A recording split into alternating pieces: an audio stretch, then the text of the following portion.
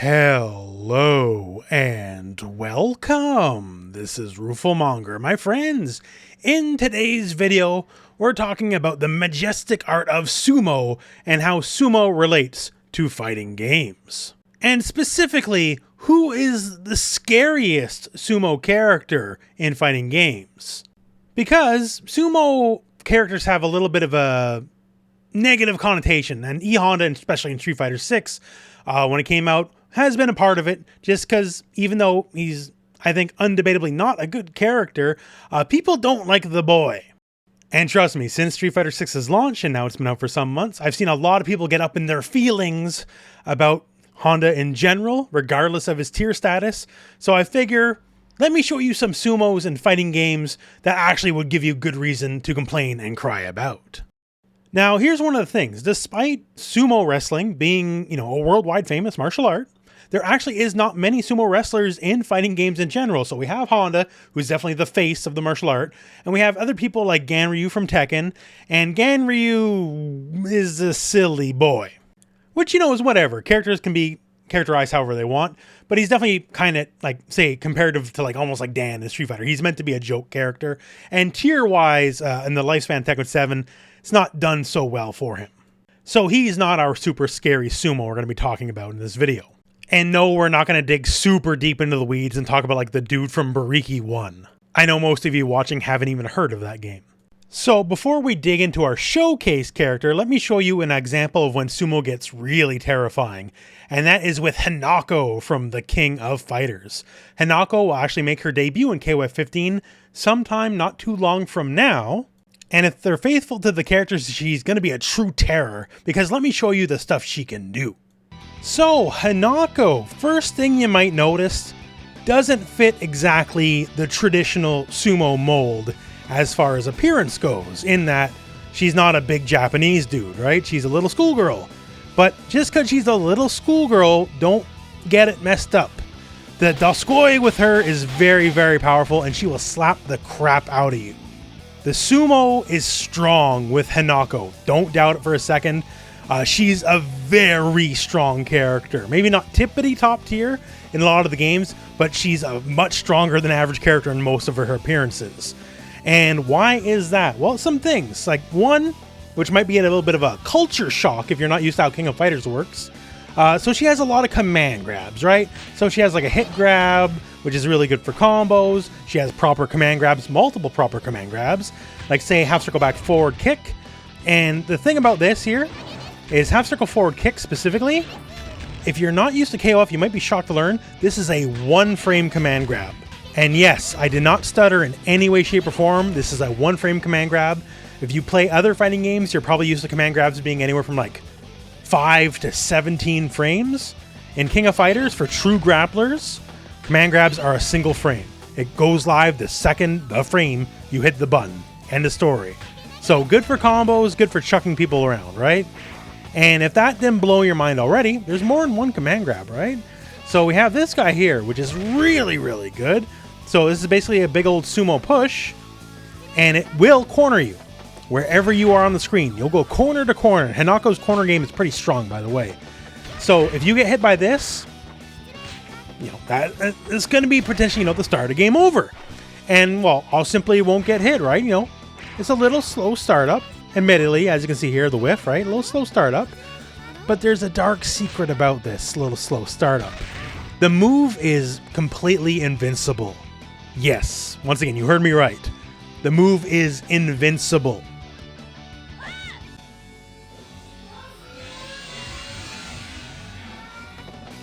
So notice how I just completely went through that move, right? Once again, this is full invincible. It's not armored like, so many other grapplers in so many other games. It is just straight up invincible like a dragon punch. So I can take whatever move you're doing, just go clear through it, grab you, and immediately corner you. That's how she works. And if you're already not scared enough, some other fun little ditties here. The Sumo Stomp is a semi-unblockable in that if you're standing specifically, it's unblockable. You just simply get hit. End of story. You either have to be in the air, and King of Fighters being King of Fighters, you're going to be hopping and jumping a lot, so that's fair enough. Or if you're crouching, you will avoid it. So if you're crouching, basically, you're grounded, you won't lose your balance. But at any point on the screen, even though as a sumo, she's a character without traditional fireballs, obviously enough, any point on the screen, if you're just asleep at the wheel, quick ground pound, knockdown, and Hinako gets to run in and start the madness. And specifically for KOF 2002, she's got a lot of fun little things. Like she has a really good max mode combos. She has a bunch of target combos that actually like work out really good because she can link her lights after her target combo, making her combo structure kind of wild.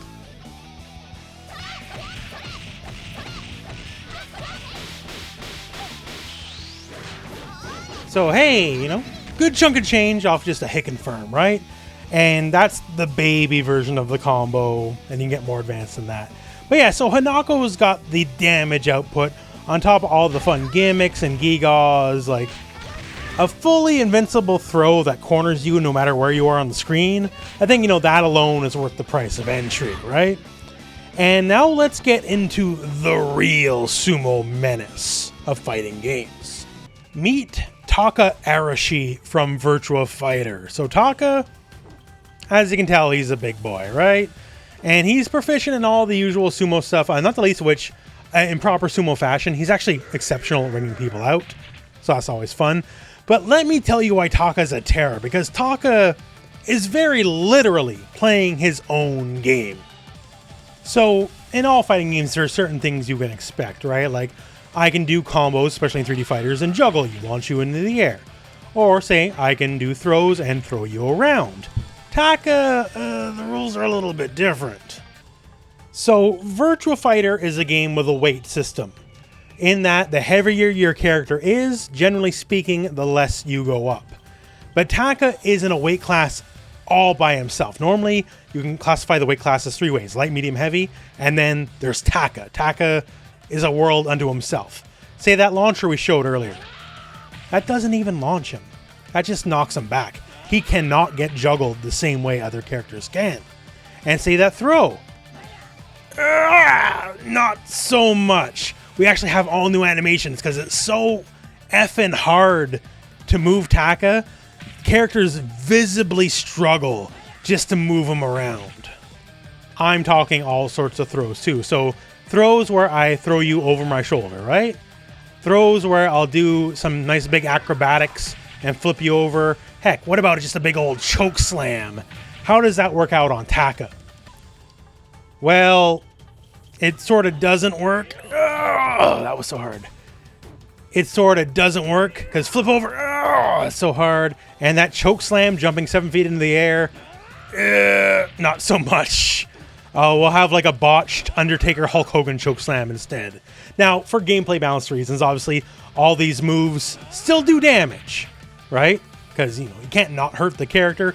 But he has so many throws across the cast that Taka, they reanimate all the throws just to show that you can't lift this guy because he's too effing big. And there's a whole other category of things too. So once again, as we showed earlier, the launchers, don't launch them. They'll knock them down, and you can like get follow-ups from it. And legitimately, depending on the character, some characters actually get better combos on that kind of knockdown than the regular juggle. So there is some balancing there. But on top of the fact that you can't juggle him the same way, sometimes, because he's so damn big, he'll just no-sell the move entirely. Like, let's use L-Blaze as an example here. So things like back kick, punch, punch. See, big old launch, right?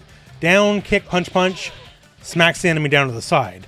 The third hit is what does these, either knocks them down or launches them up. And the thing is, they both do less than 20 damage, and 20 damage is the magic number against Taka. If you do a move that launches or knocks down against Taka, and it does less than 20 damage, you don't even get like that weird animation where he falls over instead of the proper launch, right? What will happen instead is it just doesn't even knock him down. It literally will not phase him. He'll just stay standing. You'll have some frame advantage, like, you know, as something, I guess. But against weaker moves that launch or knock down, if they don't pass the 20 damage threshold, they literally cannot knock Taka down. Dude is a juggernaut. You cannot play the same game against him. Like every fighting game, you already have to learn different rules and all that kind of stuff, right? That's how fighting games work. Like if you learn Soul Calibur, you gotta learn Soul Calibur. If you learn VF, you gotta learn VF. If you learn Tekken, you gotta learn Tekken. But not only do you have to learn Virtual Fighter, when you fight Taka, you also have to learn how to fight Taka because the rules literally do not apply against him. So if that was that, and just that alone, that would already be crazy, right? Like, here's this dude that like literally breaks the rules of the game as we know it. But my friends, let me tell you more, because that's just the part where you hit Taka, and he's a big beast of a man, right? And he doesn't get hit so good. But trust me, he can hit you back pretty damn well. So just out of the gate, one of the things we mentioned kind of at the top of the video here, at least for the Taka section, is as a sumo wrestler, as he should, he's quite proficient at ringing people out. A lot of his throws are very conducive to ringing people out on a lot of ways. Both forward throws and back throws. And of course, you know, just general attacks and all the kind of stuff. He can bully you around very easily. He has a lot of just general push forwardness, like a lot of wall carry, if you will. Not all the stages in VF have walls, so you can also consider that like ring out carry. But one of the things that's exceptional about him is his mix-up game. So once he has any amount of plus frames to work with, really, like even off like stand jabs +5, that's enough to get the party started. So in VF terms, people often call this Nitaku, which is effectively just short form for two-way guess, aka mix-up. So I'll just use mix-up from now on. But he has some strike throw mix that's actually kind of jacked up. Once again, all you got to do is get some plus frames. So VF, how VF works specifically, is throws are actually the fastest attacks in the game. Throws are 10 frames starting. And obviously, there's all sorts of throws. So, you know, forward throw, back throw. He even has a fun untechable throw that he'll put you in like a sumo clinch. And then from there, it's a three-way guess to what he's going to be doing.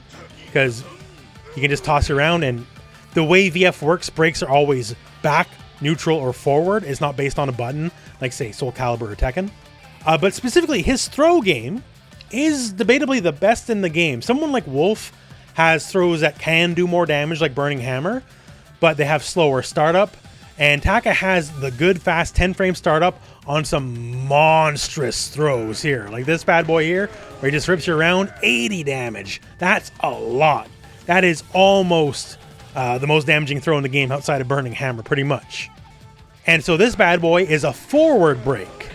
So you have to be breaking forward throws to stop that. Okay, I'll just do that. I'll break forward throws. But the problem is, he has a back throw where he'll bop you here in the stomach, and he'll leave you at +15, and when you know it, his headbutt, which is the combo starter, is exactly 15 frames.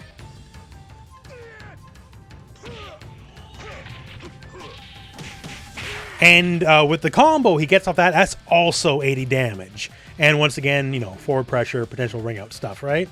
So that's nasty. And once again, this is not Tekken. The throws themselves look exactly the same.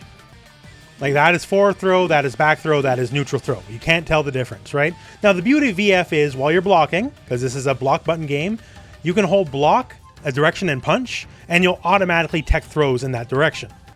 So if I hold block and hit punch and hold it by itself, I'm teching neutral. If I hold back, I'm teching back. If I hit forward, I'm teching forward. So right now I'm holding block and punch. And now if Sarah tries to throw me, that's neutral, so I automatically just neutral break. If I'm holding guard, punch, and forward, if she tries to do a forward throw, I automatically tech forward, and same with back, right? So if you know the throw that's going to come, then it's easy, right? It's actually very easy to break throws in Virtual Fighter. But the problem is, once again, the animations look the same. It's literally just a 50-50 guess. Which throw am I going to do? I'll gain a couple plus frames and immediately guess, am I going for the massive damage single throw? Or, you know, guess, am I going to go for the one I'm going to combo out on and just, you know, absolutely devastate you on? And of course, neutral throw was the thing too, right? So I could do that as well. And if you're worried about teching the other two throws, you're definitely not going to be teching the neutral throw.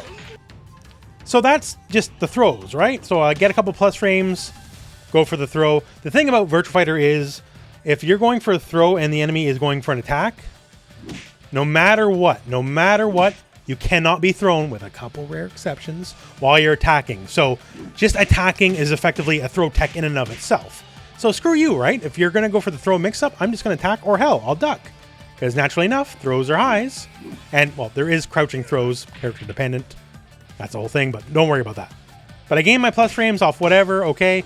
Now you know the throw's a thing, so either you're teching the right way, or you're attacking me, or you'll duck, right? Well, I can just attack you back, right? And enter back punch plus kick. Which is, I know this is like a nothing looking move on his face, right? But 16 frame startup, so if you're plus 5, that means the fastest regular strikes in the game are 12 frames, so you'll still beat it. It's a mid, so no ducking it, no avoiding it. You can step it, but by the way, throws track, so you can't sidestep a throw. So that's part of the mix, FYI. But yeah, so back punch kick plus punch is just a big old knockdown. And frankly, it's a big old knockdown. You get decent combo damage off of, right? And that inherently is the mix. Now, the move's unsafe on block, -15. But the thing is, you can just hit confirm, right? You can literally just let the regular one rock. And only if you see it hit, do you hit confirm and then go into it. Block, block, hit. And the thing about the move specifically is you can delay the second hit quite a bit. So you can actually just hit confirm the hit. So now, wrapping it all together, basically anytime you have even a little bit of plus frames, or it helps if you have a lot, but generally you can enforce grab, strike, mix. And the grab is 2 of the most damaging grabs in the game. And there's a mix already of, is it going to be back grab or forward grab, or near guaranteed neutral grab, right? As I've explained how that works. Or am I going to go for the strike, which is a mid that you cannot duck. I'm going to win because I have plus frames anyways. Technically the full string's unsafe, but it's hit confirmable. And if it connects, it's combo time, right? And these all lead to decent damage, decent pressure, decent Oki after the fact, right? You just get the world off one situation. So Taka has his own distinct rule set that on top of learning the game already, you have to learn specifically how to fight Taka. So at a low level play, like this guy's like SSSSSSS plus tier. Because you're not going to understand how to fight him. Your moves aren't going to work on him. Your combos aren't going to work on him. It's messed up. You actually have to put a decent amount of time into learning how to fight this dude in and of himself. He has one of the most messed up mix-up games in the game, in that his strike throw mix is immaculate. It is debatably the best in the game. And of course, you know, there's a lot of other aspects of the character. Like, that's not just one thing. He's got a Tachi stance, which has this whole thing. A fun bit of sumo lore. Not that Virtua Fighter has much lore, but Taka is meant to be a nasty dude, and he has the Henka, which is like a hyper mobility tool out of the stance. And in context of sumo, this is considered an incredibly dishonorable move. You know, in sumo, like you're in your start position, it's called the Tachi, and you burst out and you go and smack each other in the face. That's kind of how it is. And instead, you go and let the other guy fall over when they're trying to, you know, push you over themselves, right? So the dodge is meant to be a cowardly move. So, you know, he's got that sass in him, right? He's not like Honda with that sumo headbutt, which is technically a move that in reality doesn't work, I guess. As you can see, our boy Ganryu, he does it and he'll just fall on the stomach, which means he would lose. But Honda has that little bit of extra air control, right? And that means he lands on his feet, so he doesn't fall down, so he doesn't lose the match. That's why Honda's the best of the best, I guess. So yeah, that's a little bit of a history lesson, I guess, on Taka Arashi, a character who's like legitimately kind of messed up. He's one of the better characters in Virtua Fighter, to say the least. And I guess that's been your Sumo Minute in fighting games. I love pretty much every Sumo character in every fighting game that they appear in. It's a style I like the big dude, what tosses people around. If you've been following along with the channel at any point, you know that my taste in characters, and I'm always going to be rooting for the big boys. And even when they happen to be little, like Hinako, Hinako is still a big boy in the end, as she can do some big boy things. So that all said, I'm not even sure what spurred this video, honestly. Maybe just people complaining about Honda so much ever since Street Fighter 6 came out. And it's always bugged me because, you know, he's not even that great. So why don't you learn about a sumo character that actually is great? If there ever is a Virtua Fighter 6, believe you me, you better be scared of Taka. That all said, though, that's the video. A little bit different than how we usually do it around here. So hope you liked it. Hope you liked the format. And otherwise, well, I guess we're at the end of the video. So thank you very much for watching. Hope this video has found you well. And go out and play some fighting games.